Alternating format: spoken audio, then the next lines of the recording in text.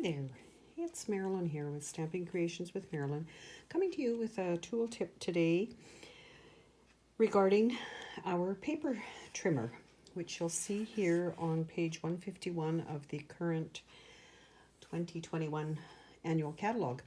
Recently I've been asked a question on how do you open this arm, and I thought the easiest, because it doesn't show here and it doesn't show in your instructions, the easiest would be to just do this short video for you. So this is the paper trimmer. It is amazing. It has centimeters as well as inches. It doesn't have a locking mechanism here, but you just lift it to open it. I see I have some paper shreds in here. This track does get filled once in a while and needs cleaning out. Obviously time for mine. There is measurements partway down. It holds a full 12 by 12 sheet this way. And you'll notice I do have a piece of basic white, now it is, taped along here.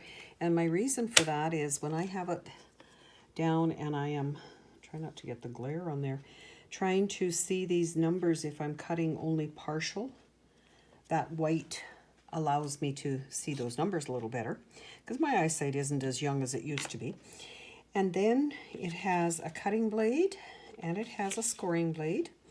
Recently I've been asked if we can replace the scoring blades, and they are not in the catalog, but I have put the request in, so we don't know if Stampin' Up! Will ever have those or not, but you can certainly buy replacement cutting blades. And be careful when you go to put them in.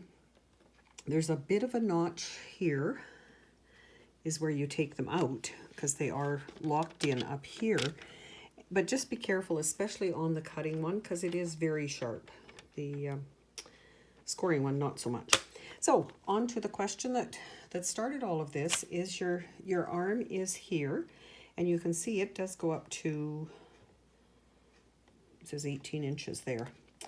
So it certainly covers your 12 and whatever, but in order to open it, all you do is pull on it. It has a bit of a raised piece on the plastic is what holds it there. So don't be afraid to pull on it. It hinges and it goes out for that full arm there. The only thing that is kind of difficult if you're trying to cut, and again trying to hold that where you can see it, in here 6 1/2 is here.